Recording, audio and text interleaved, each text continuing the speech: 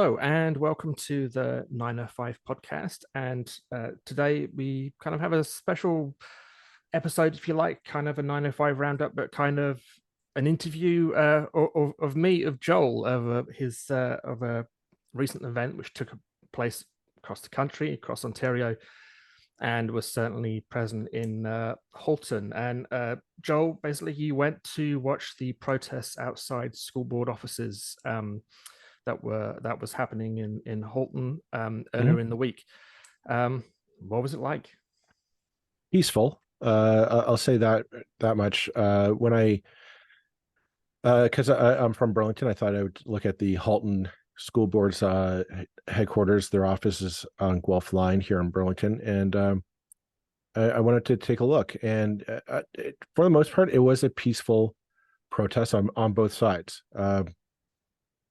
There was a large crowd gathered at the northwest corner of the intersection, who were very much, they were the main core group of protesters. I've heard reports saying that it was in the thousands. I questioned that number. It was definitely in the over 500 in total, but 1,000 I think is a little bit of an exaggeration. But it was a sizable turnout, and then as well, there was the counter protesters who had set up camp as well. There was a gentleman at the microphone who was representing the People's Party of Canada. I saw a lot of People's Party of Canada flags and signage there, and a lot on the back of the PPC banners. There was "No perverts in schools" were written on the signs. A lot of signs of the nature of, stay away from our kids, education, not indoctrination, that kind of thing. And then, of course, I saw a couple of no vaccination signs, which I think is telling. I mean, this is clearly a holdover from the truck convoy that happened in the waning days of the pandemic. That sentiment has not left this organization. They've just seemed to have focused their attention away from pandemic and vaccine policy and mandates to school boards. I'm pretty sure everybody listening is familiar with what these protests are about, but maybe basically, what the understanding I have anyway is that they are claiming that teachers, schools, the education system generally is trying to force an agenda of trans rights or whatever, or like actually encourage transgender identity in children, and then not to tell parents about it, and et cetera, et cetera, et cetera. Is that a fair reflection? Yeah, I mean, so I got there, and the first group that I went to kind of talk with were the anti-protesters. They were quietly waving trans pride flags and the like. And I went and I spoke with a number of them. They were very cautious when I approached that, and I understand why they weren't sure. I wasn't really identified as any side or whatnot. So there were some I talked to. The ones I did talk to were there because they felt that they needed to be visible. They needed their side to be heard. And again, peaceful and whatnot.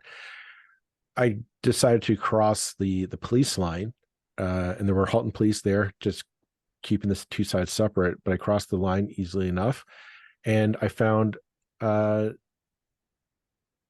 Well, I just want to talk to the other side, see what was going through the protesters' mind, and it was eye-opening, to say the least. It was kind of interesting to talk with that side. I would say that what you're saying is pretty much right. Whenever I asked, question I constantly asked, like, do you think that the Halton District School Board has a policy of trying to convince children that they are trans?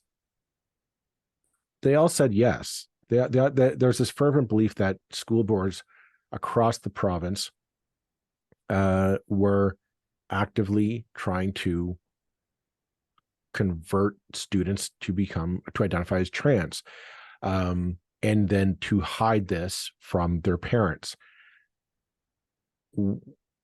Any time I try to bring up I asked them, like, can you prove it? Can you prove this? Like, where's this documentation? Where have we seen this report, or you know, what stories do we have to back this up? It's so the answer was always, oh, it's out there. You just have to do your research. And I said, and I found it interesting because I would say, okay, well,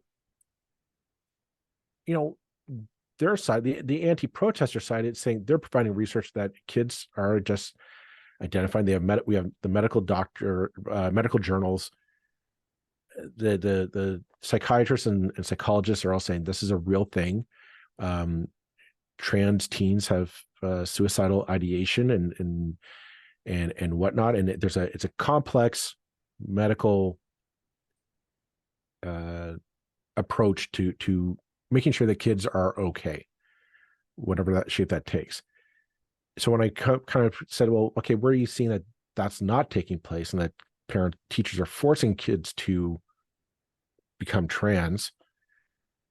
There's no documentation. There's no journal that say, okay, look at the journal of this or this science, or this news article in the Toronto Star or Globe and Mail that they can back. It was always, oh, it's out there. You just need to do your research. And I found out, I was always interested when I was, what sources? Because clearly we have two different pools of information that you're drawing your information from. They're saying they have a life experience that they're living. And by that I mean like trans teens and trans people. That's saying they're living an experience. And they're saying this is what they're going through. And so I'm taking that at face value, that I believe that what they're saying is true. You're saying that it's not, it's false, and you have proof to say otherwise. Yet whenever I say, can you provide that? Give me the link. Give me the search that I should be doing. It was always, oh, it was on a forum I read. It was on and the one thing that always got brought up, and I thought this was noteworthy, is the Matt Walsh, the far right rebel rouser, who his material is always brought up as he's the guy to go to, despite the fact that no notable doctor or anyone with their namesake in pediatric medicine would back up any of the claims that he says. But that's where they're getting this information from. A lot of it was anecdotal. And the fact that one thing I noticed as I was going on, the fact that I did not buy into their line of reasoning, I kept asking questions, and that exhausted them so much.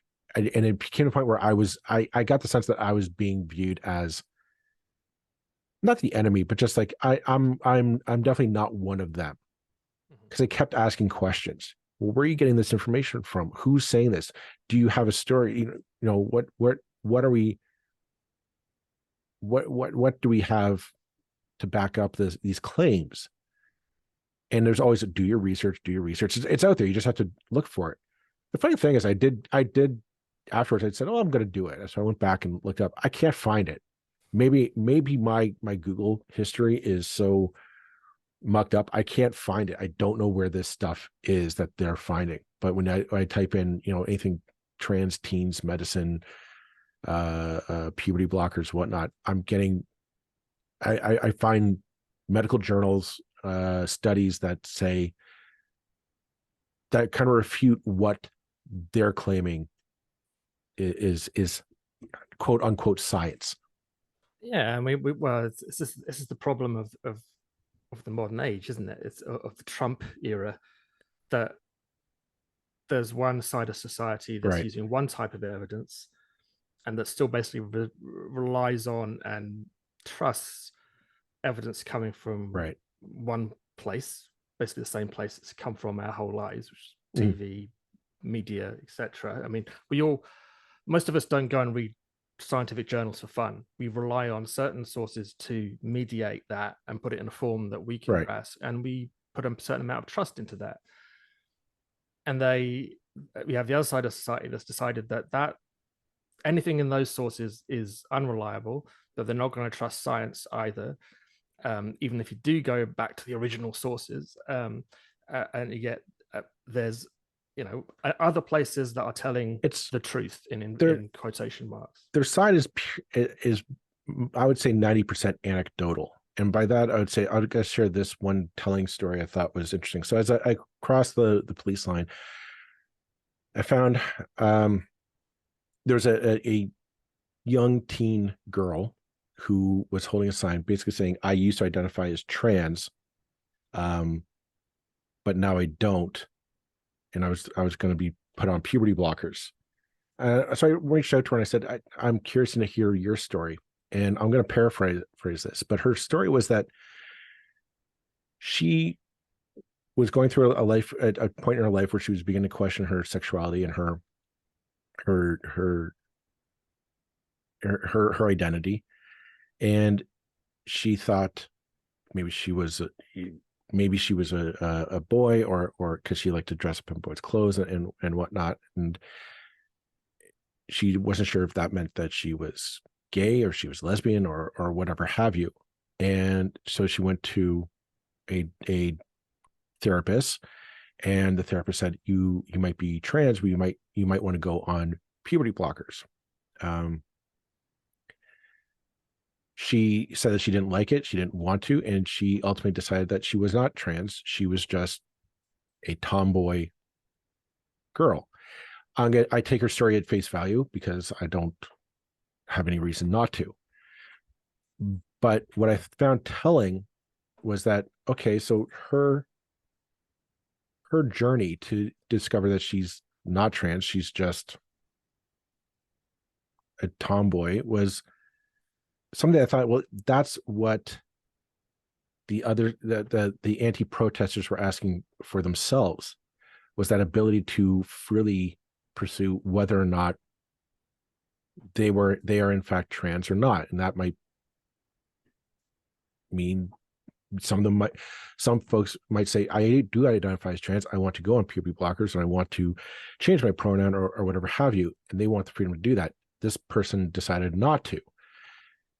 And I found it telling that her personal story was, it was viewed as, well, this is what must happen across the board. This is the same story for all people. And it's like but they couldn't take the leap and say, well, maybe there's a like that. It might not be the case for another teen who's in the same shoes. I mean, you can read that story two ways. I mean, you can say, oh, this is outrageous. Somebody who wasn't transgender was offered puberty blockers. Or you can say, this is the system working.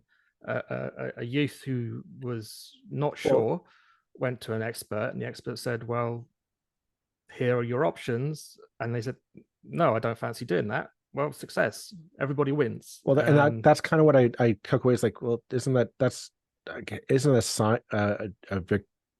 what we want? Is you say, oh, I don't want to do that, and nobody's forcing anyone to take puberty blockers or to undergo gender reassignment surgery or anything of that nature. And there was no teacher saying, child X, you must take puberty blockers, otherwise you're going to get marked down. I don't know how they would. Well, and the other, but I find it's the other, the protest side was just full of this contradiction.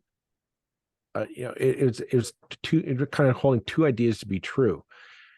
Every person I talked to would always preface their statements with, I support, I have no problem with gay or lesbian people. And some even went as far as say, I have transgendered friends. Okay. Yes. Sounds true. But I've heard that in other contexts over the years. But in the next breath, I would hear, but there's only two genders. Mm-hmm. And I'd say, okay, but how do you square this round peg into that round hole? Like that. I wasn't going to refute the logic of that statement because I didn't think, but I could tell, like, at the end, like, I'll give the people protesting, they're concerned about their children, and that there's a fear that things are being kept from them about their children's safety. which on the surface, you're right. Like, I get that as a parent, I get that, but that's where it's this concern is just surface deep. Like, but to say, okay, what's underneath that, and is this actually happening? We're not going to go into that. We're not going to ask those questions to start peeling away the layers of this concern. Because if you do, you might say, yeah, anybody would be concerned about parents being kept something from their about their child's behavior or whatever have you. But to acknowledge that your child might be going through a very formative thing might be just a bit too much for some people to be comfortable with. The other note I should point out is there was a large group of Muslim parents there as well, who had brought their children out as well to the protests, and saw their children marching around it and that kind of thing. There were, and to that, on that regard, for the anti-protest side, there were a number of high schoolers, because this did take place outside of MM Robinson, a high school here in Burlington. There were a number of students. There were a number of students who had come out to, honestly, I would say, support both sides. On that side, I thought that was telling that there is definitely a religious conservative angle to this movement. The person speaking at the microphone I didn't hear them necessarily refer to the Muslim participants in the protests. He did reference God and Christ a lot in his speech, as well as diving into at a number of economic issues, decrying the concentration of wealth in the Toronto stock market and S&P 500 and whatnot, which I will admit, I'd have no idea what that has to do with trans rights in our schools. But that's the thing, is that, there had a number of people say, hey, we've got bigger, on the protest side, they would say, hey, we've got bigger issues with inflation and housing prices and that kind of thing. And I said, yeah, to me, that's a bigger issue, honestly. But they didn't seem to see the irony of that. They wouldn't come out to protest, to push for affordable housing or to change planning, zoning bylaws to permit more affordable housing. They decided to come out and protest a perceived threat to children in school boards across Ontario and Canada. I mean, do you think was there a contrast to an extent between what the People's Party of Canada people standing on a podium were saying and what the people in the protest were actually saying? It mixes. I think that there's an overlap. I got the sense of the people protesting do feel exhausted and helpless in their lives. They do get a sense that they are being screwed over by forces bigger than them, and to an extent, I would argue that that is true. But that this is feasible. This is something that they can actually do, because I think that the idea of, well, how do you fight for affordable housing? How do you fight for better wages? How do you fight for a better quality of life? That's harder to do. There's no, that doesn't really happen. But we can go and say, there's a long history of moral panic being an excellent way to whip up that's the thing, a crowd, right? And I find it telling that the politicians who showed up to this thing were the People's Party of Canada, because Lord knows they don't have a leg to stand on in any election anywhere in this country. So they don't have an economic platform. They don't have a strong argument to solve the housing crisis that's here in Canada. But we can go pick on on transgender people because they're an easy mark. It's the time and time again, right? It's a lot harder to solve economic problems because you do have to piss off the people at the top a lot more than you do the people at the bottom. But if you get the people at the bottom pointing fingers at people who really have no power over them, it's an easy way to pull for their pockets, right? I mean, it's time and time again. It's what right-wing parties do. I'm not going to go and actually work to find a better solutions to make your quality of life better. It's easier just to make you think that some minority is the one actually doing all the bad stuff to you. Time and time again, it show me a right-wing government anywhere in history. That's what they do. And the they're doing it to our children. They're attacking our children. They're perverting our children. They're it's such an emotive thing for people. I mean, do you get the impression that many of the people at the protest actually had children in the school system, in Halton in particular? But I mean, I just generally everyone there said they did. The ones I talked to said that they had kids somewhere in the system. I saw a lot of children, like I would say definitely under the age of 10, in the meeting. And of course there were a couple of high school students milling about as well. But everyone I talked to in the protest, they said they had a kid somewhere in the system. So but they weren't necessarily citing their own experience, with the exception of the child you mentioned. Well, that's the thing, that nobody could tell me an actual story of a teacher forcing a student to change a pronoun or to pursue to identify as transgender. Nobody could tell me an actual story. It was all anecdotal, something that they heard from somebody. It's on a web, it's on a forum, it's always happening somewhere else, therefore it must be happening here. But nobody could tell me the details of where it's happening and what it's happened to. I'll look it up online, and I've tried and I can't find it. So clearly I'm looking at the wrong, and again, that's the thing, is like, we're clearly looking at the wrong sources of information on this. And I mean, I have kind of an inside track on teachers, obviously anecdotal evidence of people I know who teach, but speaking to them, the irony of the situation is like a 5-minute conversation with a teacher, between the teacher and these people will be like, do you know, this is just so far not what we want to do as teachers.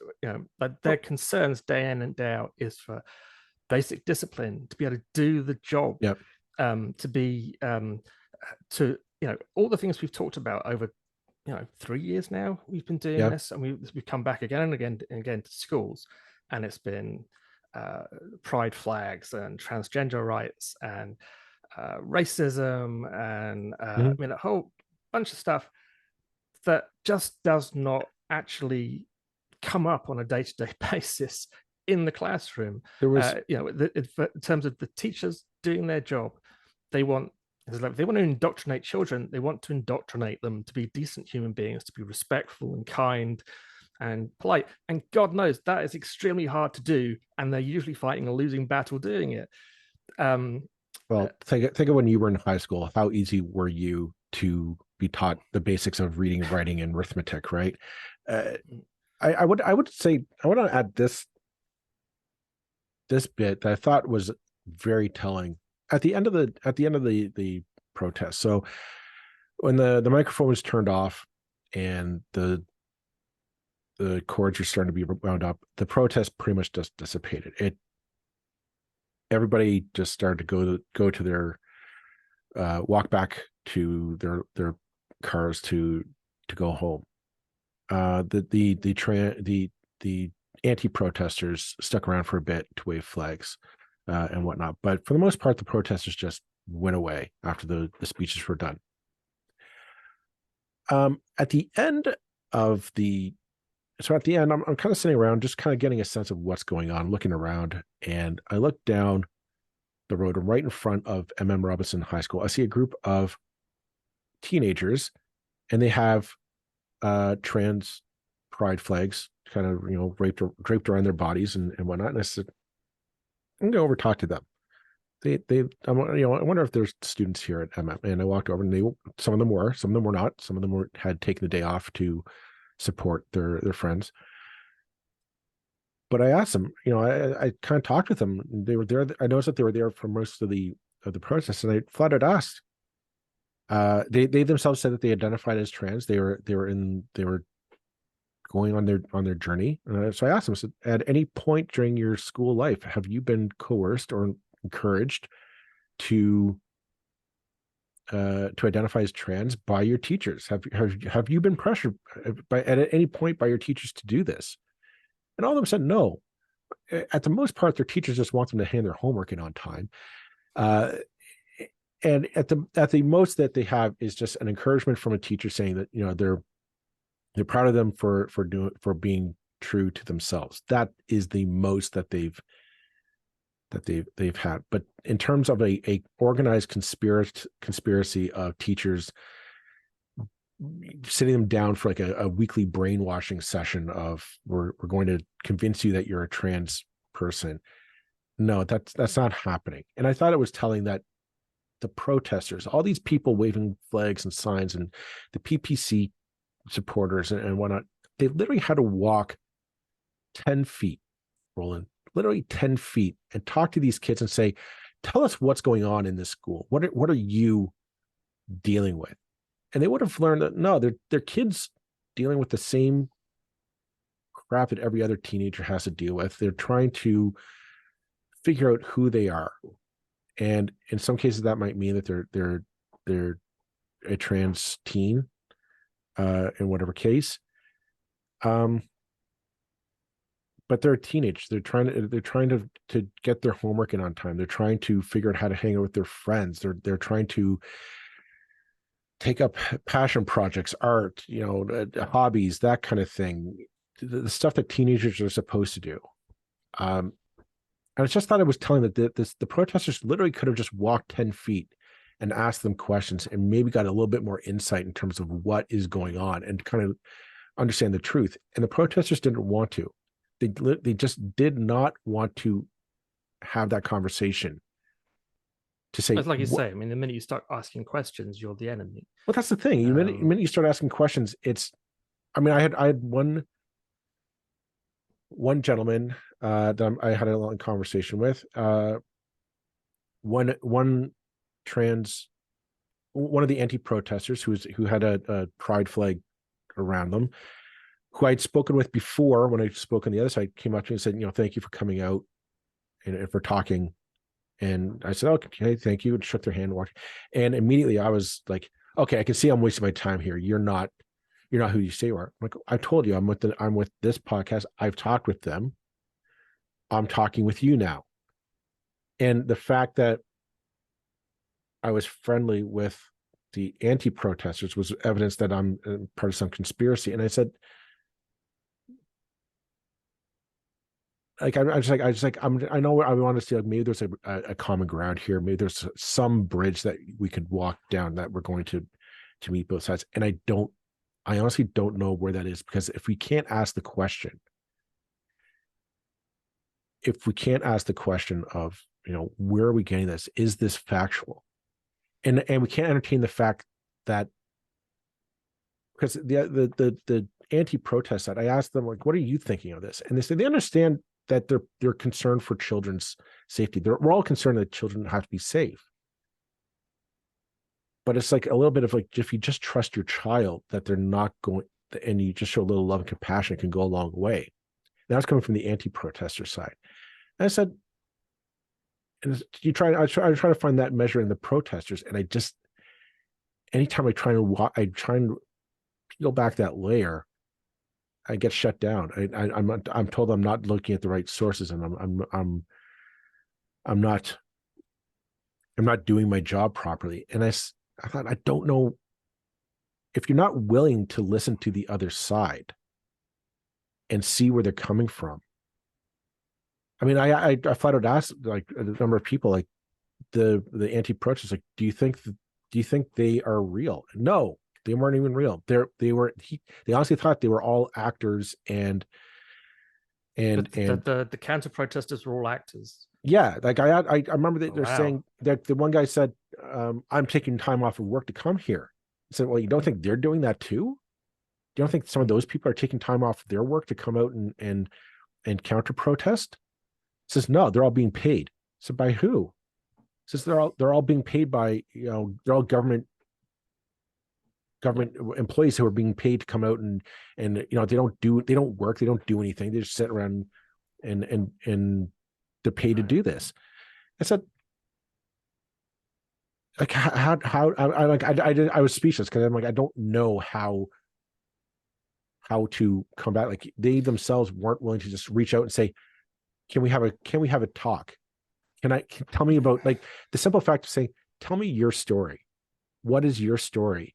And to contemplate the fact that maybe it is different than theirs was not something that they were willing to entertain. And I just walked away saying, I don't, and they don't want to entertain, because they're content in the belief that they are the majority, despite the fact that I mentioned this is happening across Canada. You don't have, like, every mayor in every town across Ontario and in my knowledge Canada had issued some kind of statement saying that they support the 2S LGBTQIA community. Mm-hmm. I had spoken with the anti-protest side. There was 3 different United Church ministers who were wearing their collars, so they were identifying themselves as ministers, marching in support of the anti-protest side.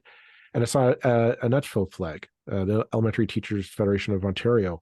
I saw their flag flying, and I said, okay, clearly, like, that's their side has a lot of support, and they were getting a lot of honks as well as the protester side. But to say that you're the majority, like, where's the majority coming from? You have the People's Party of Canada endorsing you. That's it.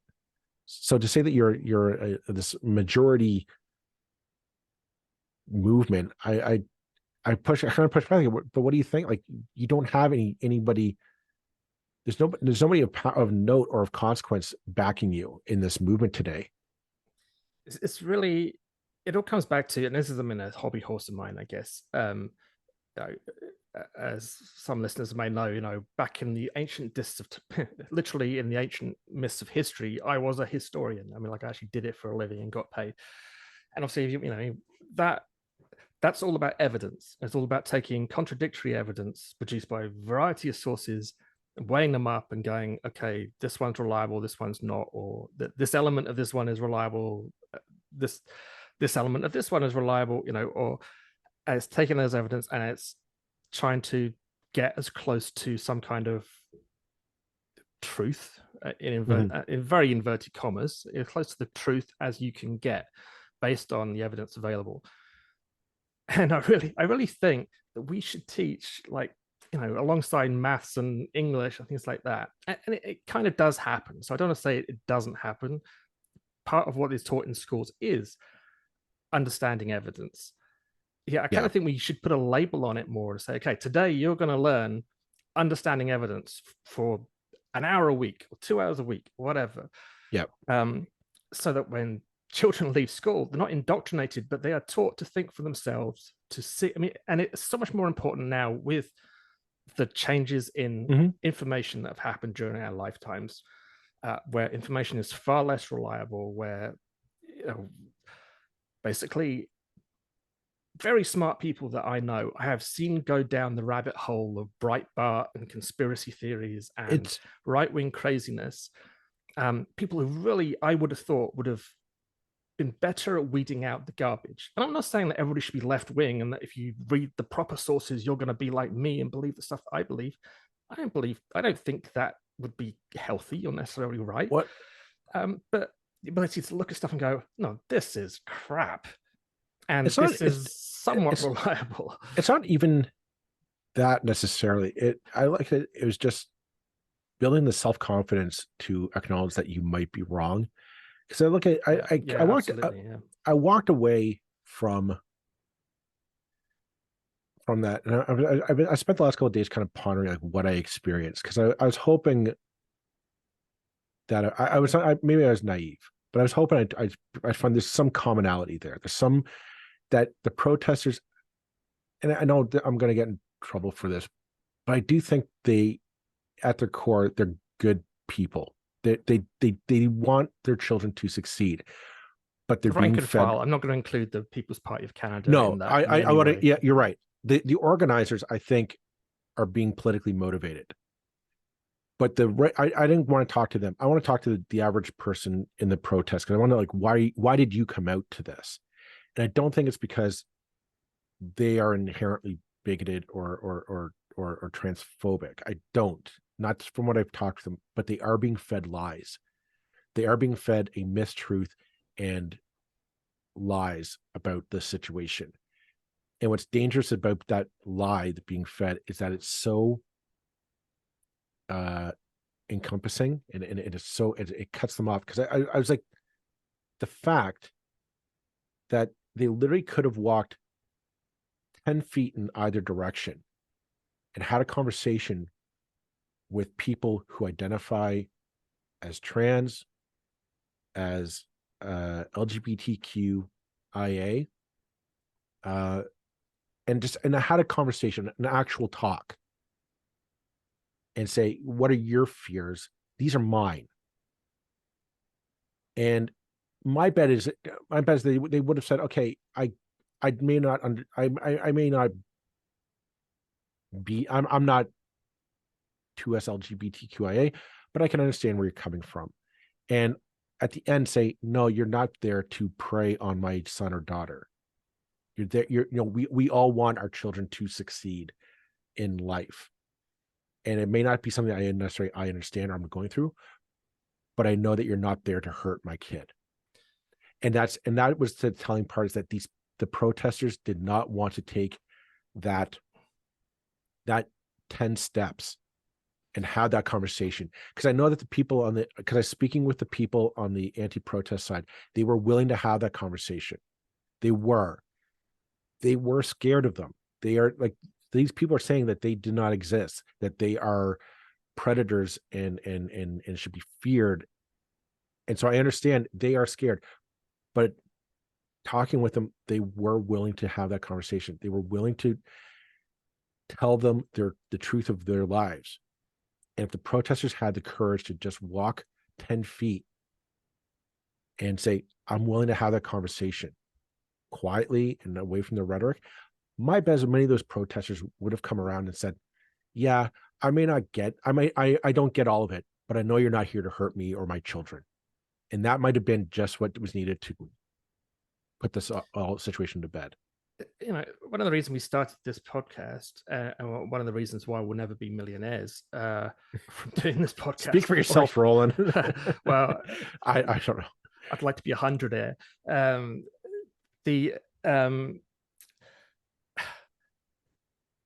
we started it because, among other things, because there is so much media that is at the extremes, which is about shouting across the divide and calling the other side morons. And although this is a progressive, anyone who's listened to this knows we're pretty damn progressive. We're pretty anti a lot of things that conservatives do. But I think we have repeated often enough over the years that we are willing to hear good arguments. We're willing to interview conservatives who want to come on here at this podcast and put their point of view and argue it and be willing to discuss it, not even debate it, but discuss it. But we never get those people. Now, sure, if I was on some right-wing podcast, I dare say I wouldn't have NDP people queuing up to come into my podcast either, but I bet we'd get a couple.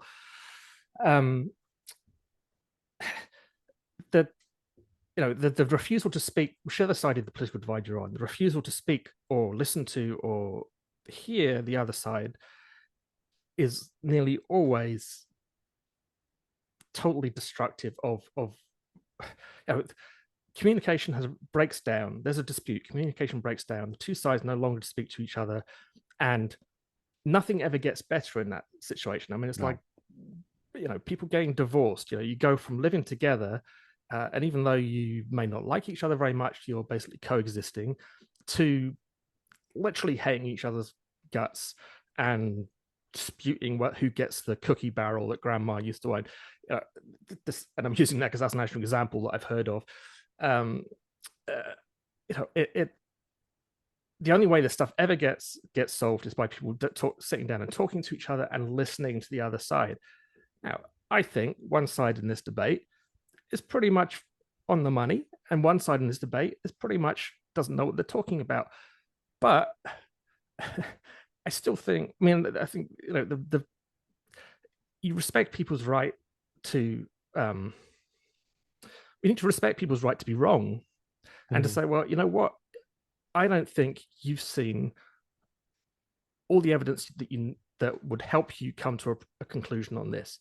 Would you like to look at it? But I mean, if the other person's like, no, I'm not even going to look. I'm not interested. I'm not interested. Then you've got no way to progress. And then that's so much of the debate and all kinds of politics. And right now comes down to that same thing of people basically saying, no, you're idiots. You're the enemy. You're evil. There is nothing that I can get from talking to you that will help. And that's nearly always the wrong thing to say. But you're right. I mean, that you can't talk. But I found that, like, again, the protest side talking with them is that it was to take the stance that they have means that they cannot question it. They cannot put it up against somebody's lived experience. So you can't like, even the idea of a lived experience. What does that mean? Well, it means exactly what it sounds like. They've gone through different things than you have. You've had different challenges to overcome than the other person has.